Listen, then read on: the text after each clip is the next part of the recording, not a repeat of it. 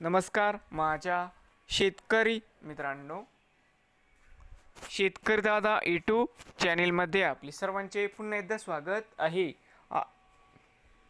आज आपण बघणार आहे सोयाबीनचे बाजारभाव नांदेड जिल्ह्यातील, म्हणजे दिनांक 11 एप्रिल 2026। सर्व शेतकऱ्यांनी हा व्हिडिओ संपूर्णपणे बघा, कुठे स्किप करता।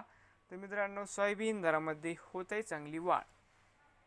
मित्रांनो, या व्हिडिओमध्ये आज आपण बघणार आहे नांदेड जिल्ह्यातील सोयाबीन मार्केट रिपोर्ट। बाजार समिती नांदेड या ठिकाणी आवक 165 क्विंटलची, कमीत कमी दर 5100, सरसंद्र आहे 5265, जास्तीत जास्त दर 5425 रुपये क्विंटल।